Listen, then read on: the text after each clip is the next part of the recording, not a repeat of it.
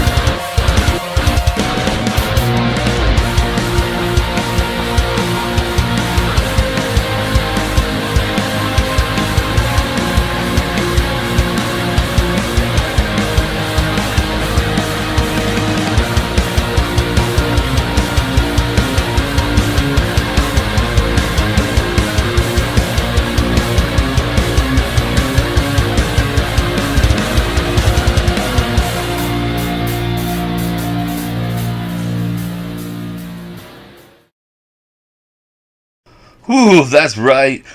Episode number 1, season 1, however you want to look at it. This is the Grandma's Boy Podcast. My name's Kevin. I'm going to be your host and the only host until further notice. I promise that these episodes are all going to be uncut, unedited, just kind of whatever comes out of my mouth. Look forward to about 15 to 20 minutes of just hardcore ranting about whatever the hell I want to rant about. So that's what it is. For those of you that know me, of course, I just got out of the hospital. We have a local hospital, and they continue to give me some bullshit about a whole lot of bullshit. It's always, well, we don't really know. It's always an unknown this and unknown that. And because of this unknown this and that, I've missed 2 days of work, which is very detrimental to my wallet and my mental well-being. But that's here nor there. I'm convinced it's because of the vaccine that I was pretty much forced to take at one point. But that's, really a topic for a whole nother episode. I've got something much larger for tonight. And I think it's much more pressing for the American public to hear. First of all, another introduction for myself here. This is the Grandma's Boys Podcast. I call it so because I do live on my grandmother's property and I'm recording in her she shack, if you will. My grandfather built it for her. It's called the Bitchin' Betty's Beer Barn. It's a pretty sweet little place, and I love being here. Helping out my grandparents and doing what I can that way. Saving a lot of money as well. But I'm not a political guy. I really don't lean any direction. More conservative, I guess, than anything. But I really am jumping aboard that libertarian train and kind of, let me do what I want and leave me the fuck alone. That's the big thing. You're going to hear a lot of rants as the show goes on about a lot of different things. Politics, humor, society, whatever.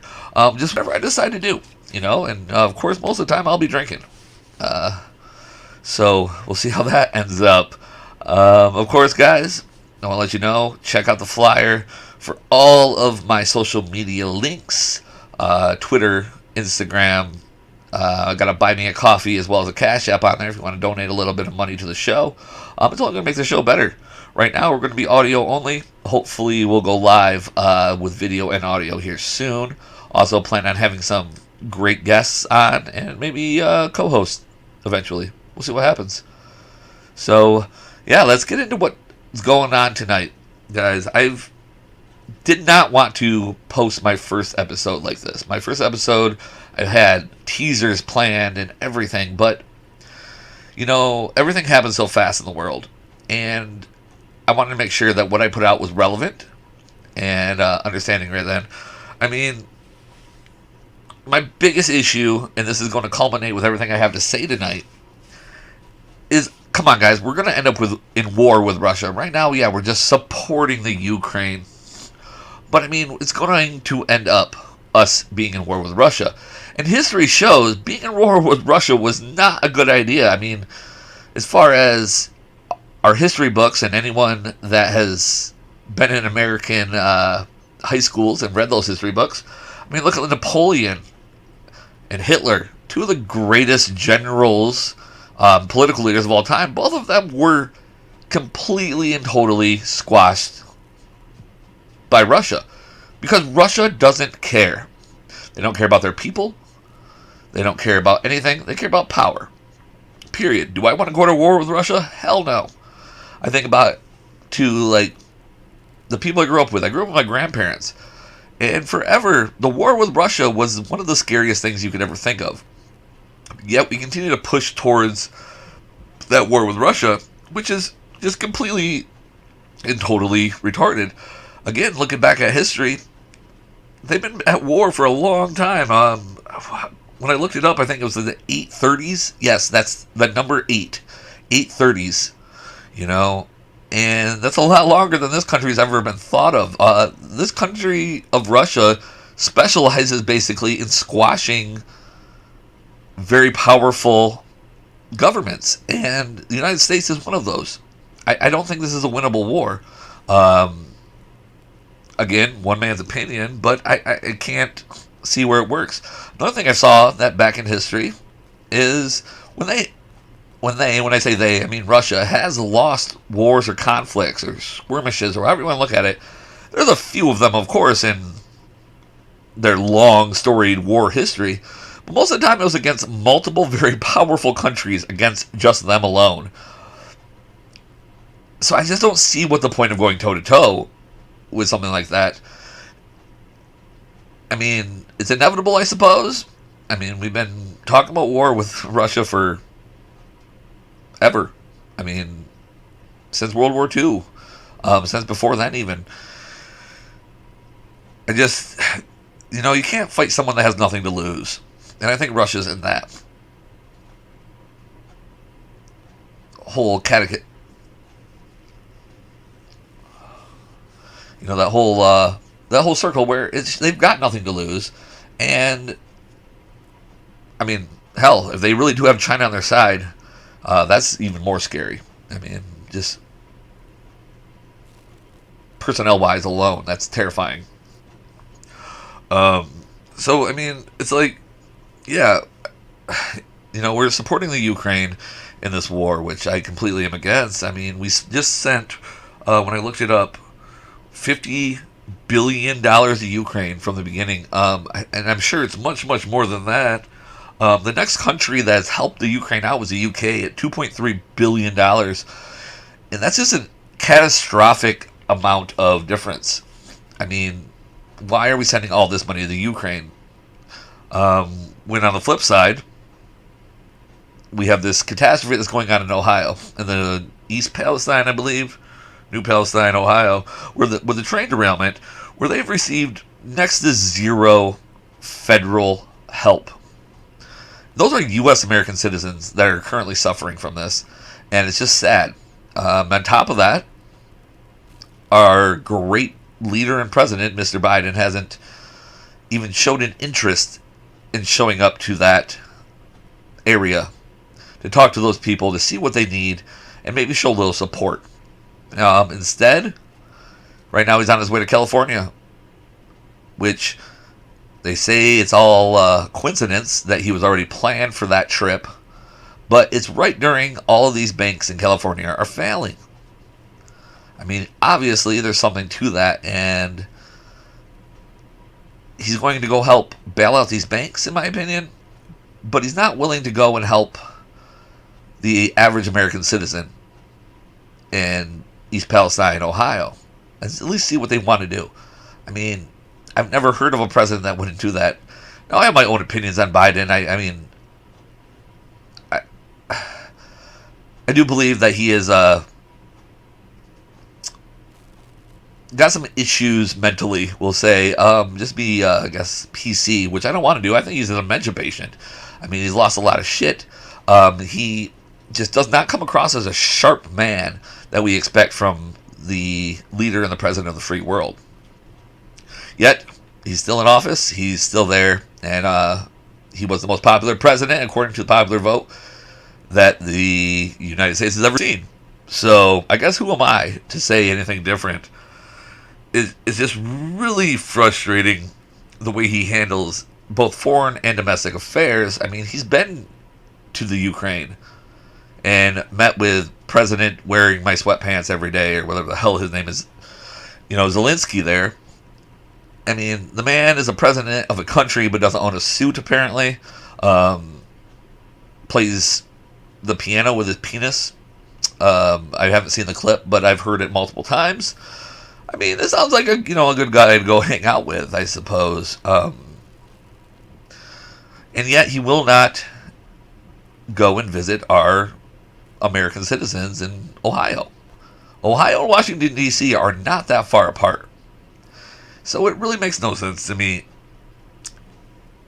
And so I have to disavow everything that's going on with the current administration. I mean, yeah, thanks for helping student loans and, possibly wiping those off the plate. Yes, does that benefit me significantly? Absolutely. But at what cost? I mean, we're literally dealing with a man who is unfit, if you ask me. And, I mean, his next in charge isn't much better. It's just, I guess, the way the cookie crumbles and the way the U.S. is nowadays.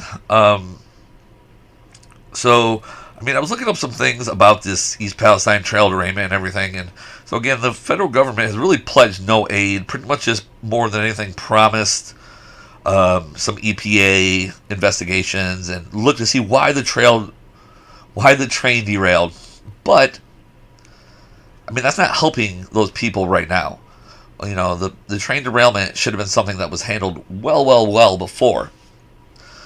Now, I mean, thank God, Norfolk Southern, the train company, is going to give about $1,400 per resident. That's right, $1,400 per resident to the residents of East Palestine as a sorry for what happened. But I am 100% sure that $1,400 does not even cover, even close, to the damages that have been done to those citizens. I mean, from animals being lost to not being able to drink the water to headaches and everything. I mean, you see constant things where those residents are not being helped. They're basically living in a type of third world country where this kind of environmental disaster happens, yet the government isn't there to help. And to me, that's absolutely ridiculous. I mean, I've never known of a president in my time to have done something like that. I mean, there's been a lot of great disasters. I mean, 9/11, Hurricane Katrina, just to name a couple, where the federal government really stepped up and actually did something. And I just don't understand why all of a sudden the government doesn't want anything to do with this. And it's very, very frustrating. And I just don't even really know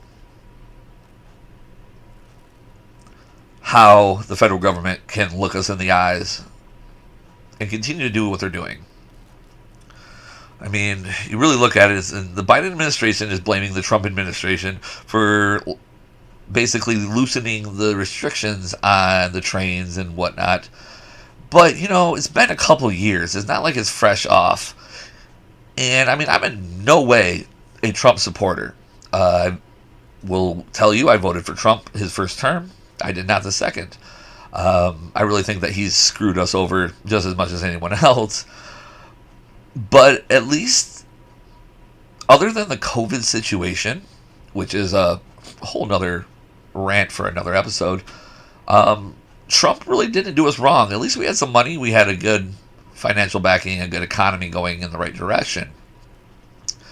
Now, is it coincidence? Perhaps. But, I mean, there's no doubt that everything is kind of going to shit under the Biden administration.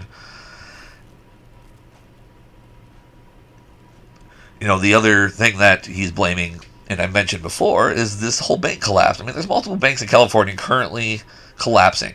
The last time banks like this collapsed were back in the Obama administration, which, again, who was there? Our commander-in-chief, Mr. Joe Biden, Joey B, Sleepy Joe, whatever you want to call him. And it's just weird that continues to be a trend. I feel like it should be looked into. I mean, not that it ever will, and my voice here is not going to push that into it, but, for my own heart health, I've got to say these things out loud to people. And this is the best platform to do so, I suppose. Again, going back to blaming the previous administration, I mean, everybody blames the old guy. I mean, I've worked in restaurants my entire life. Every night shift blames the day shift and vice versa. It's always the other person's fault. Politics is no different. They've always blamed the person before them. But again, 2 years into an administration, why were these issues never dealt with beforehand? If now there's such a big deal just because there is a catastrophe or a disaster, why haven't we taken care of that well before? That's really where my qualm lies. I mean, I can go into 100 conspiracy theories and 100 things about how, the New World Order and how our government leaders are just puppets, but you know what? I'm not going to put my tin hat on. I'm just going to say the facts and how I feel about it. So, I mean, I don't know what to do. So, I do want to keep these short and sweet. The whole idea of these is just quick 15 to 20 minute rants about what's on my mind and see what you guys think about it. So, I got a couple points I want to bring up. Number one, I think everybody in the U.S., everyone listening to this, you should be investing in precious metals, gold, silver, platinum. There's a million of them out there, and ways to buy them physically and not through, the grifters out there who are selling gold on a certificate. No, I want to have that gold in my hand. Gold coins, gold bullion, gold coins, anything like that. Silver, again. They're going to be the only thing that are going to be worth diddly shit post-apocalyptic. And we're headed that way. I mean, we're looking for a great reset here that I'm not sure anyone's ready for. Almost something of science fiction levels. I mean, I hope not. I pray not. But I mean, you can't look at the situation currently and not see it coming. If it walks like a duck and it talks like a duck, it must be a duck, right? Well, if it looks like apocalypse and talks like apocalypse, it might be the end of the world. And I can't say for sure or not.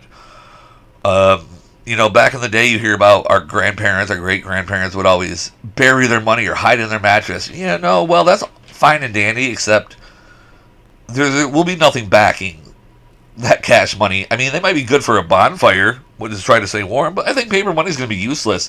You're going to need to trade something shiny for the goods and the foods and that you need to survive. Medicine, everything in between, all services.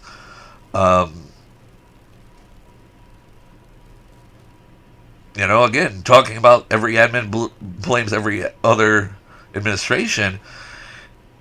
That's just the way it is. And that's something we're going to deal with probably for our entire lives in American politics and every politics.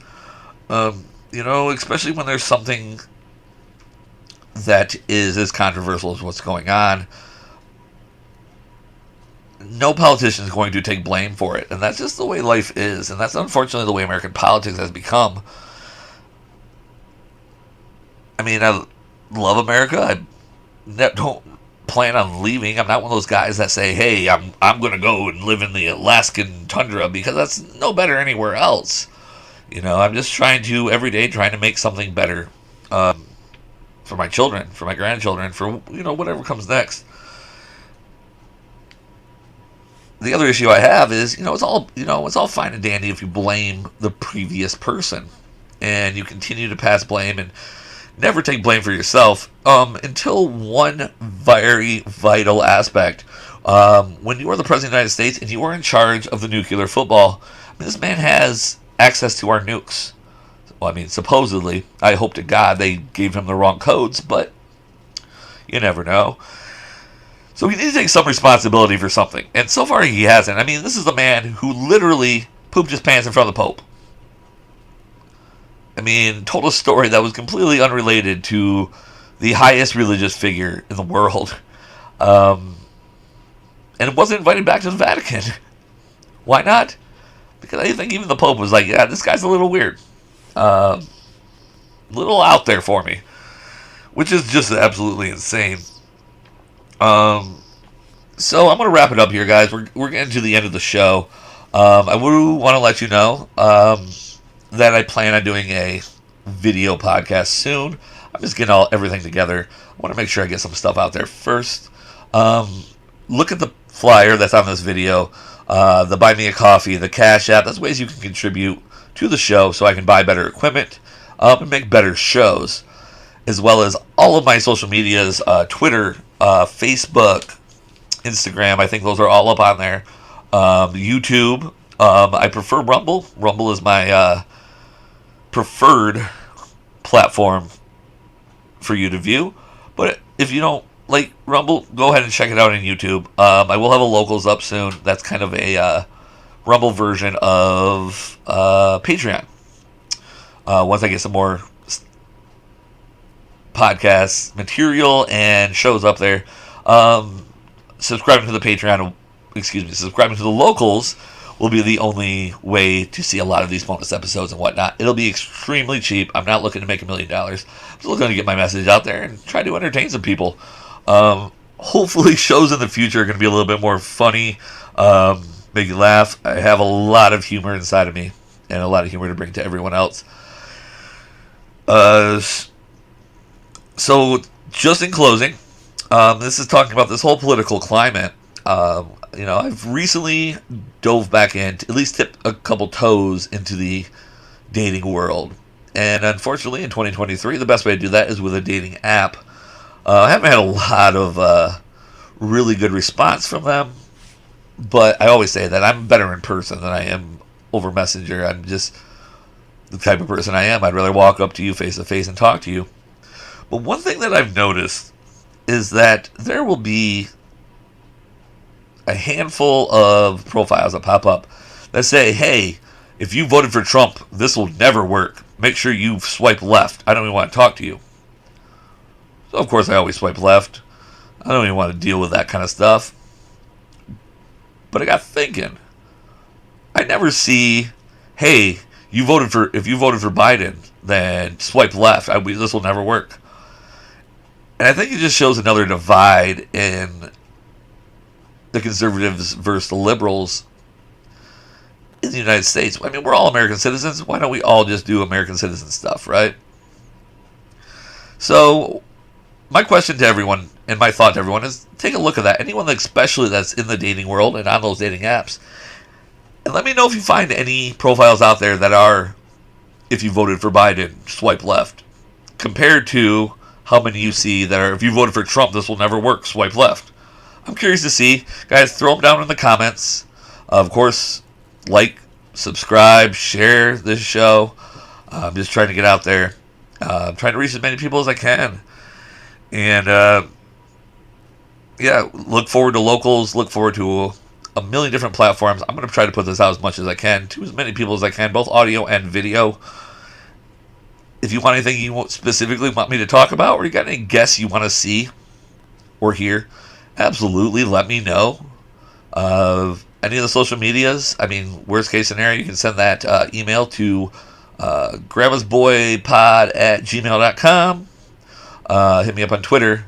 Hit me up on Instagram, Facebook, all of those, YouTube, Rumble, any of those. Just check us out, man. I appreciate you guys for listening to tonight's rant, and I hope that you listen again. I do want to let you know on the flyer, it does say Monday, Wednesday, and Friday to look for new episodes. I work nights until about 2 a.m. And so don't expect any of those episodes until that next morning. So, if it says Monday, expect it Tuesday after 3 a.m. To me, it's all the same day. And it was the best way to put it on the flyer. So, yeah, guys, thanks for listening. I hope you enjoyed it. I hope you like, comment, subscribe. If you agree, if you disagree, whatever, let's talk about it, guys. Let's have a good time. But from Bitchin' Betty's Beer Barn, This is the Grandma's Boy Podcast, and I'm signing out. I want to thank everybody again. Have a good night.